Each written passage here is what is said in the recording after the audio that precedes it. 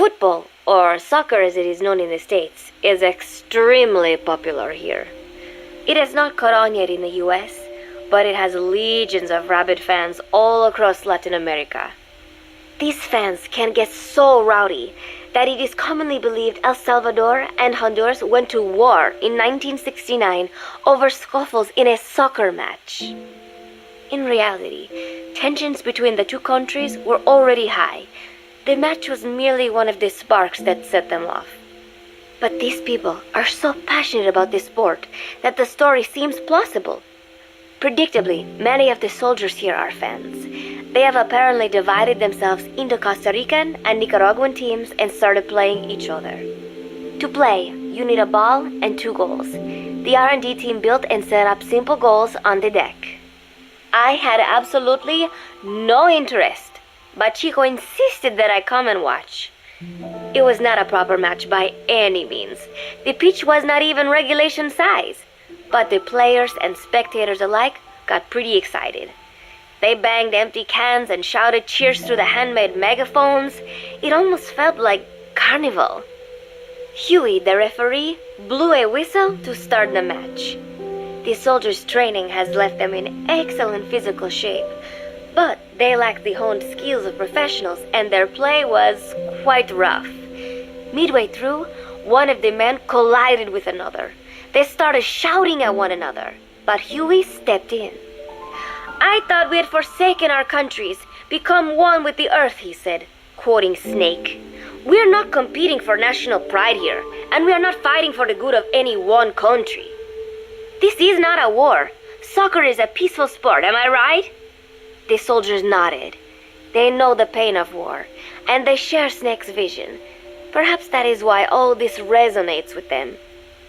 Team Costa Rica was down a man, and somehow I was picked to fill in. Costa Rica had the advantage up until that point. I suppose Huey wanted to keep it balanced. The soldiers agreed with Huey's call. Maybe the Costa Rican players felt an even matchup would be more fun too. I could not be bothered to run at first, but chasing the ball out there in the hot sun, I was soon drenched in sweat. Before long, I found myself actively seeking out the ball, partially out of desperation. I picked up a loose ball deep on the opponent's side of the field. Even though he's Nicaraguan, Chico cheered me on, yelling, "Go for it, shoot!" I launched the ball as hard as I could, only to have it blocked by the keeper. Disappointment only increased my determination. In the end, I didn't score a single goal, and Costa Rica gave up its lead. It was really close, though. We congratulated each other on a good match and sprawled out in the shade on the deck, exhausted. The ocean breeze felt so nice on my sun-soaked body. Nuke came over. It is one of his favorite spots, and stretched out next to me. And together, we watched fluffy white clouds drift lazily across the clear blue sky. It was lovely out today, so I decided to sun myself in a lounge chair up on the deck when Strangelove came up to me. Despite the heat, she was in her usual long sleeves and pants. I waved at her. She looked away and mumbled, "Hello there. Fancy meeting you here." I asked if she needed anything, feeling her eyes creeping up and down my body like she was savoring it. Finally, she swallowed and said, "You have such beautiful skin." Bewildered, I shook my head and said, "No, not at all. I had heard rumors that she was a lesbian, but she couldn't be after me, could she?" She continued to stare and said, "No, it is beautiful, but you must not let yourself get so tanned." And then she took my hand in hers. "What is wrong with a little sun?" I asked, trying to cut the conversation short. But she shook her head violently. "No, you mustn't. A young lady should take better care of her skin." She was acting strangely now, as if aroused. She lectured me on the perils of tanning, how it ages skin, causing wrinkles and spots, and in the worst cases, even skin cancer. I knew already that tanning could cause spots, but I thought only pale-skinned Anglo-Saxons had to deal with that. Having a scientist tell me it causes aging, though, that spooked me a little. If I am to keep playing the teenager, I will have to start paying more attention to my skin. Sensing my anxiety, she took a small tube from her pocket. She said it was the sunscreen she always used. She told me to keep it. I didn't know what to say. I was more than happy to take it, but exactly what were her intentions? Was she merely being nice? Or is she really into me? Either way, there was no reason to refuse, I suppose. I have undergone training. An out-of-shape woman does not pose any real threat to me. Having power means not being afraid. It is the same on a global scale. A country with nukes can dictate terms to a country without them. I thanked her and took the tube. Then she offered to put some on for me. She squirted some lotion onto her fingers and began rolling it into my chest. It happened so suddenly, and I was so taken aback that I did not even think to protest. She caressed my stomach with her long white fingers, then slid them upwards between my bikini-clad breasts. What? Wait, I sputtered as her moist eyes met mine. She was beautiful. Somehow, I found myself captivated by this woman more than 10 years my elder. Hold still, she whispered in my ear. I nodded silently, unable to refuse. My body went limp, motionless, as if in a trance. Gently, carefully, she rubbed the lotion all over my entire body.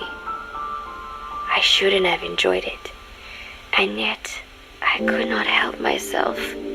For a moment, I was spellbound. That woman is dangerous. I had better watch myself.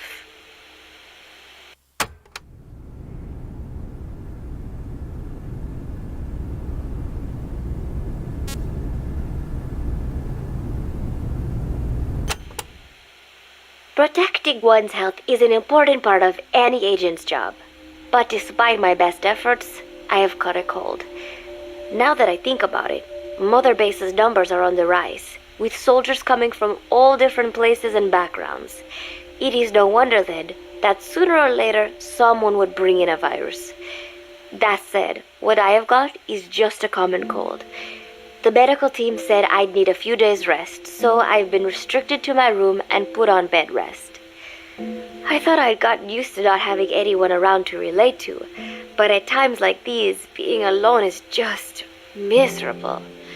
All I could do is lay there and stroke Nook's back, trying to take my mind off how bad I felt. Nook just sat there, not making a sound. But I did have visitors. Amanda and Chico, Huey, Cecile, Miller, and a few of the soldiers I've become relatively close to. Amanda made me a soup with herbs she said were good for a cold. Miller told me to take it easy. I will sing you a lullaby, he said, then broke out a guitar and sang some incomprehensible song in Japanese. I did not need to understand the lyrics to know he is an awful singer. Then he said, "You know what is good for a cold? Suppositories. Here, I'll show you."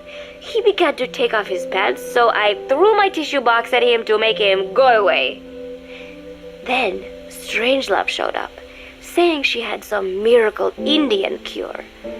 "It has got eucalyptus extract," she said. "It works best if you rub it into your chest." And then she tried to take off my nightshirt. I whacked her with my pillow, and I got rid of her. Chico brought me a little flower in a cup. It had been growing in a little bit of earth that probably found its way on board stuck to something else. "I found this on the deck. Here, you can have it." He tried to act nonchalant, but I am pretty sure he's got a crush on me. None of them understand. If they thought these little visits would cheer me up, they were wrong. Tonight, Snake himself came to my room. Like the rest, he believes I am just a schoolgirl and treats me as such. Why did you abandon your country? I asked him. Why create the MSF? Of course, I knew the answers already, but I wanted to hear it from him. As I had imagined, he was not exactly forthcoming. All he would say is that his country abandoned him because all he could do was fight, and that is why he needed the MSF, because that is all he is any good for. Then he said, fighting is the only thing I understand, but that does not mean I have got a grudge against those who believe in peace. I am not one of them, and I do not believe in peace. Conflict is in man's nature. We fight our enemies in order to survive. Maybe we are not so different after all, he and I. But that is exactly why I'm going to have to kill him, or else he will have to kill me. When I stop and think about this wretched existence, being killed by a man like that suddenly does not seem like such a bad thing.